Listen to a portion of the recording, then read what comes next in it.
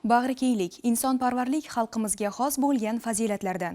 Qadri baland qadriyatlarimiz muborak Ramazon oyida yanada qulosh yoymoqda. Muazzam kunlarda bir maqsad yo'lida jipslashib, muhtojlarga mehr-saxovat ko'rsatish an'analari bardavom bo'lmoqda. Surxondaryo viloyat hokimligi Sog'lom avlod uchun xalqaro xayriya fondi viloyat filiali, Ona jamoat fondi hamda Sog'liqni saqlash boshqarmalari hamkorligida Surxon vohasining 4 ta tumanida ijtimoiy ko'makka muhtoj oilalar uchun bepul tibbiy ko'rik tashkil etilib, ularga 14 turdagi oziq-ovqat mahsulotlari ulashildi. Tafsilotlar bilan muxbirlarimiz joylardan xabar qiladi. Mehr muruvvat karvonining navbatdagi manzili Sho'rchi tumani bo'ldi. Tashkil etilgan tibbiy ko'rik davomida tumandagi 100 nafardan ortiq ehtiyojmand kishilar ko'rikdan o'tkazildi. Ularga bepul buyumlar va dori vositalari hamda oziq-ovqat mahsulotlari ulashildi.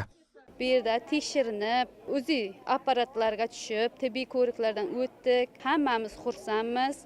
Dori-darmonlar ham berishdi. 14 xildagi oziq-ovqat mahsulotlarini hadya qildi hammamizga. Bu e'tibordan men ham xursand bo'ldim. 2 nafar farzandim bor, farzandlarim ham xursand bo'ldi. Endi prezidentimizning shuncha e'tiborlarini biz oqlab, farzandlarimizni yaxshi bilimlar oldirib, jamiyatimizga kerakli kadrlar bo'lib yetishishiga hissamni qo'shaman.